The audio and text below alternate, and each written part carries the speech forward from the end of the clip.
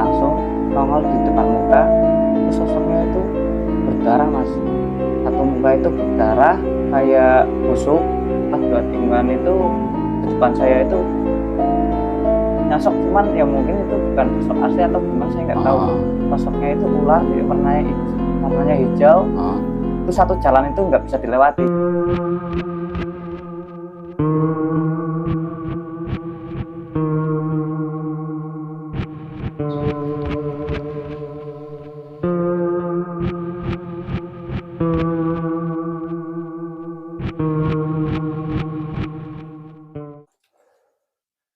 Assalamualaikum warahmatullahi wabarakatuh. Selamat malam dulur-dulur semua yang menindaklanjuti untuk akun Cerita Dalu yang udah lama tidak jadi buat konten karena satu dan lain hal, anggota kami yang sibuk. Ini kita mulai sesi cerita-cerita misteri maupun sejarah dan lain-lain. Nah, di samping saya ini ada Mas Agus, biasa dipanggil Jangges.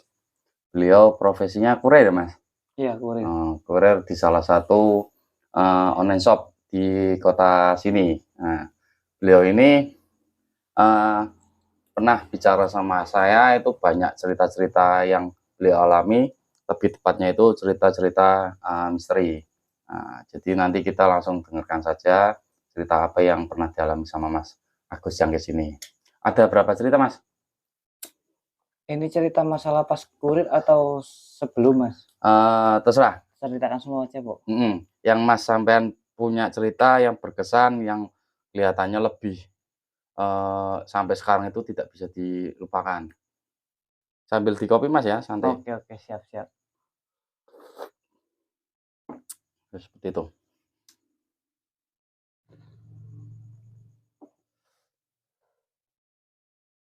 Enggak, jadi mulai. Yang paling berkesan menurut saya itu ada dua.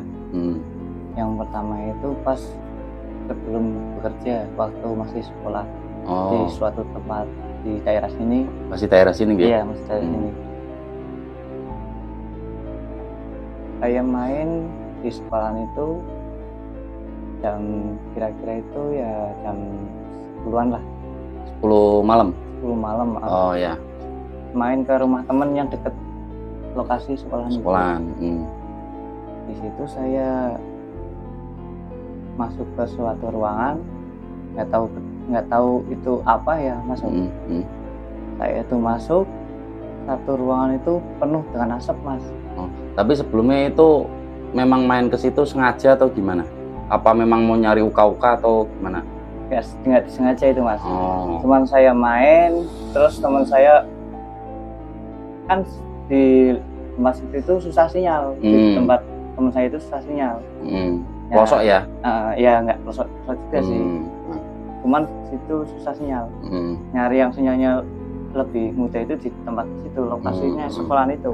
Oh, jadi satu kampung itu susah sinyal, tapi yang ada sinyal di sekolahan itu? Iya, yang lumayan. Nah, waktu di situ saya masuk,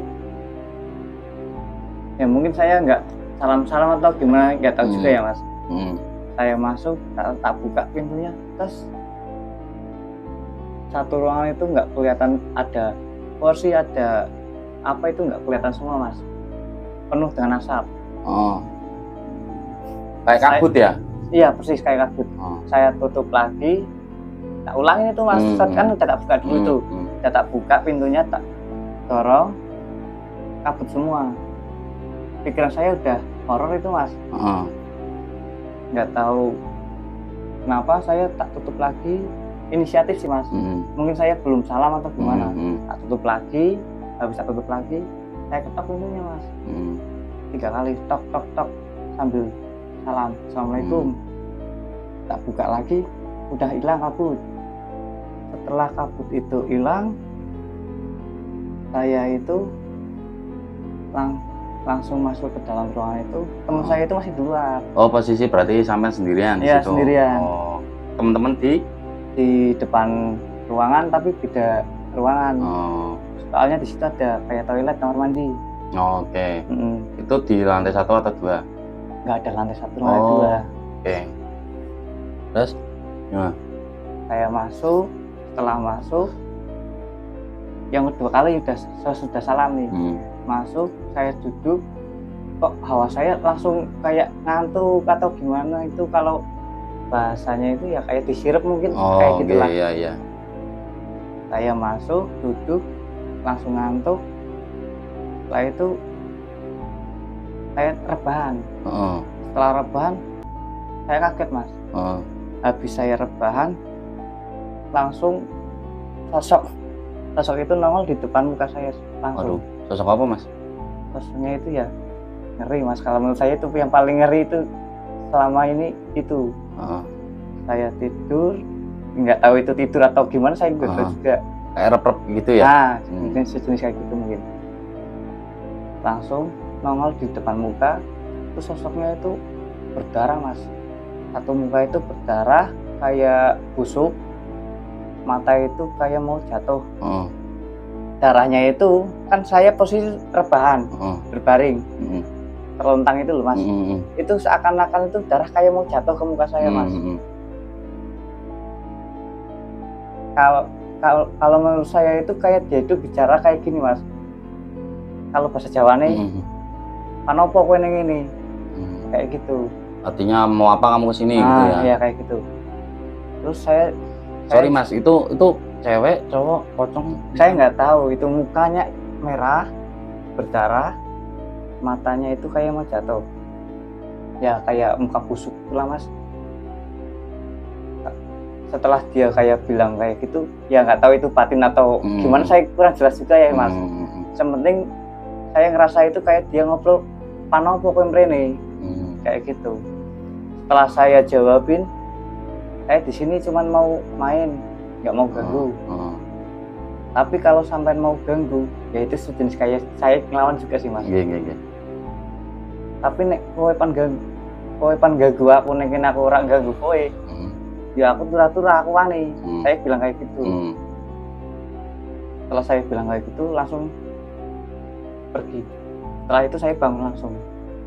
Setelah saya bangun, badan seluruh tubuh saya capek, lesu, sama keringetan. Sambil bengong, itu barusan itu apa? Kok sehabis buka pintu kabut. Setelah kabut, saya tutup lagi, buka lagi, saya langsung ngantuk.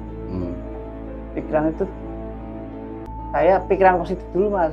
Mungkin saya capek, tapi kok capek kayak nyata. Iya. Kayak rep gitu ya, tapi kayak kerasa nyata gitu. Kok kayak nyata. Tapi sebelumnya mas Jangkis ini pernah melihat suatu sosok enggak dalam seumur-umur hidup? Atau hanya sekilas-sekilas bayangan? Pernah nggak melihat jelas? Kalau sekilas bayangan itu ya mungkin sering mas. Soalnya saya juga kan di jalan, sering di jalan itu. Iya. Kadang itu kalau kemalaman di jalan itu ya kayak sering sosok tengah jalan itu ya sering. Cuman yang paling berkesan yang kayaknya itu sing nggak dilupakan ya? Iya. Udah sampean nggak ngomong sama temen-temen itu? Ya kalau di tempat itu waktu kejadian saya nggak ngomong, diem toh. Tapi saya langsung ambil air wudhu mas. Saking mungkin saya juga lumayan takut lah. Itu berarti posisi jam 10 malam. Lewat ya? Malam biasa? Iya. Malam Jumat atau? Udah lupa mas. Iya. Oke. Jadi memang iki sebelumnya sekolahan itu memang terkenal angker atau gimana sebenarnya? Kalau sekolahan itu terkenalnya ya sunyi. Banyak yang ngomong, sering ada yang lewat. Cuman saya nggak percaya. Ya. Skeptis ya. Tapi setelah saya ngalamin sendiri, saya tanya sama yang pernah lihat-lihat di situ, emang yang sosok kayak gitu itu ada, cuman udah gitu katanya yang pernah lihat itu udah lama, ribuan tahun atau apalah, kayak gitu. Nah itu berarti sebelum bangunan itu berdiri sudah di situ nggak? Kurang paham. Saya dengar dari cerita-cerita waktu saya udah nemuin kayak gitu, dilihatin kayak gitu, saya nanya ke orang-orang yang dekat di situ, emang ada sosok itu. Oke. Itu tahun berapa mas? Kurang lebih ya? Saya lulusan sekolah itu tahun 17 berarti ya, kurang lebih ya. 16-an itu lah Mas, tahun 2016. Nah. Oh, udah lumayan ya. Hmm. Itu satu. Terus apa lagi Mas? Satu lagi Mas. Kalau di sekolah itu saya sering nongkrong itu sama orang yang dekat di situ, teman saya yang daerah situnya itu. Berarti kejadian di situ juga? Di situ malah. Sebenarnya lumayan banyak Mas, cuman yang paling saya berkesan itu. Yang lainnya itu ya cuman kayak suara, angin-angin. Ya itu maklumilah kayak hal yang biasa, wajar. Ya. Berarti sosok itu nggak jelas Mas ya, entah pocong, entah kuntilanak, entah ibu atau nggak apa jelas. Ya? Rambutnya ada rambut? Nggak kelihatan rambut, cuman muka tok. Soalnya di depan muka saya langsung Mas. Itu memang kadang manusia yang lelah itu kadang memang mengalami fase kayak rep-repan, tapi ada juga yang memang terganggu atau diganggu sama makhluk sekitar dengan tidak sukanya kehadiran kita di antara mereka. Terlebih tempat-tempat yang agak-agak memang terkenal mistis, horor seperti itu. Sekolah. Ini sekolah biasa atau apa Mas? MA itu Mas. MA Madrasah Aliyah. Pondok? Ya ada pondoknya. Oh. Cuman pondoknya nggak satu lokasi sama sekolah. Oh terpisah. Bahkan sekolah-sekolah seperti itu aja ada yang seperti itu bentukannya. Memang kayak gitu itu ketika malam eksis, karena biasanya kegiatan ketika mengajar itu mereka menyingkir atau mereka bersembunyi, apalagi yang terdengar ayat-ayat lantunan Al-Quran biasanya mereka menyingkir dulu, tapi kalau sudah malam biasanya eksis. Nah itu berarti kejadian sebelum kurir ya Mas? Belum, itu kan masih sekolah Mas. Saya kurir itu udah merantau kerja di Jakarta dulu 3 tahun, pulang lagi ke kampung halaman nyari kerjaan, dapatnya kurir. Itu yang paling berkesan ya Mas ya. Kalau yang lain paling hanya sekedar selentingan-selentingan ya. Selentingan ya tak anggap itu ya hal yang wajar lah. Soalnya kan malam hari mungkin itu suara angin atau suara apa. Yang jelas itu gitu. Itu sebelum kurir. Terus yang pas kejadian kurir? Pas kejadian kurir ada satu Mas. Ya kalau dipikir logika ya kayaknya kurang logis. Ini kejadian tahun berapa Mas? Ya ini baru berarti mungkin 1 tahun yang lalu. Oh masih baru ya. 1 tahun yang lalu itu saya pas kurir, ya pas event sih Mas ya. Pas event itu. Event apa Mas? Pas ada acara event di itunya apa? Bisa. Aplikasinya. Di aplikasinya promo. Ada promo. Oh besar-besaran. Pulangnya kemalaman. Sampai kurang lebih itu hampir maghrib. Jam berapa Mas? Ya sekitar jam 6 seperempat. Setengah 6. Sekitar segitu itu saya masih bawa barang kurang lebih 4 lah. Tinggal satu desa itu saya naik, ya lokasi desanya juga pedalaman. Melewati hutan-hutan. Perlu diketahui dulur-dulur, kalau di wilayah Jawa Tengah Pekalongan ini terutama masih banyak dukuh atau desa-desa yang pedalaman ya Mas ya. Bukit-bukit, kampung-kampung yang memang ada di atasan sana. Terus saya lewat desa itu, sebelah jalan itu ada kuburan yang terkenal, kata orang situnya itu lumayan mistis. Angker lah ya. Iya, angker. Orang saya kerja, pikiran saya positif tuh Mas. Saya lewat situ, tapi kok spontan itu mulut saya bilang kayak gini Mas, waktu saya mau lewat situ. Biasanya itu biasa doang, nggak ada rasa pengen ngucap gimana itu nggak ada. Lewat kuburan itu atau lewat desa itu? Lewat sebelah kuburan itu. Emang jalannya itu sebelah kuburan.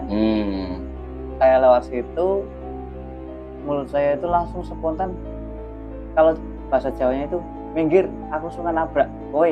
Sambat. Iya kayak gitu. Nyambati. Tapi itu bukan di hati, langsung ngomong real. Setelah ngomong kayak gitu, saya langsung merasa ini apa, belakang leher saya itu pundak langsung kayak berat, kayak merinding itu, bulu kuduk naik berdiri. Setelah itu saya ngucap lagi, kalau mau eksis mau nunjukin langsung aja ngatok, kalau bahasa Jawanya langsung aja ngatok, jo ngobrol, tak Hmm. gituin. Oh, rada sombong sithik Jumawa Iya, ya. Iya. ngaton bae jo ngobrol pingin dongeng apa. Hmm. Saya gituin, setelah kayak saya gituin, saya naik lagi kan setelah dari kuburan itu ada 2 tikungan. Saya 2 tikungan, setelah 2 tikungan itu di depan saya itu nyosok, cuman ya mungkin itu bukan sosok asli atau gimana saya nggak tahu. Sosoknya itu ular warnanya hijau. Itu satu jalan itu nggak bisa dilewati. Ya berarti kecil. Malang. Kecil Sama satu lengan saya langsung. Oh ya lumayan itu Mas. Jenisnya tahu nggak Mas ular apa? Kalau jenis nggak tahu Mas. Cuman itu waktu nongol itu langsung, kan logikanya kalau ular kan merayap itu kan pasti lumayan lambat ya Mas. Itu kayak langsung kepalanya itu habis nongol dari pinggir itu langsung kayak hilang langsung ke pinggir sebelahnya lagi. Langsung Malang, posisi saya naik kurang lebih kecepatan itu ya 50 km per jam. Pas kejadian itu berarti pas maghrib atau belum? Hampir maghrib. Hampir maghrib. Setelah itu sosok ular itu nongol, Malang jalan lah Mas. Hampir saya kelindes. Saya ngucap lagi Mas. Nah orang minggir tak kelindes weh. Kayak gitu kalau perjalanannya itu kayak gitu. Setelah saya ngucap kayak gitu, langsung dia minggir, ekornya itu langsung ke pinggir, jalan lagi. Saya berhenti di situ. Buki pososoke kayak gitu saya. Sempat sombong ya. Emang kayak gitu saya Mas. Setelah kejadian. Saking penasaran nih. Iya. Ya. Soalnya saya kan lewat doang, nggak mau ganggu, cuman kok ganggu ya, jadi saya nggak enak juga Mas. Kesel loh. Iya, posisi kerja capek, mau cepet-cepet selesai.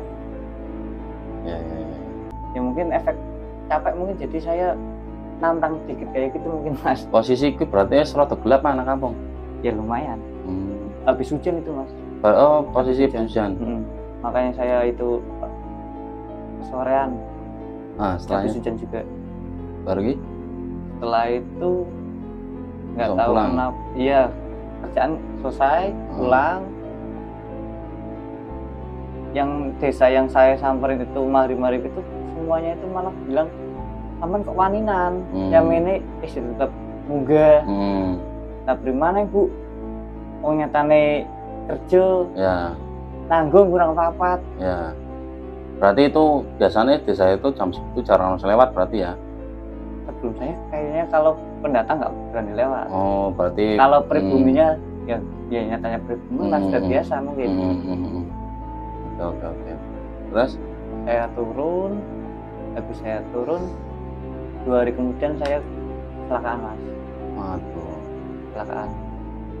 Kecelakaannya itu bukan 1 kali, 2 kali. Pertama itu tabrakan di daerah sanalah.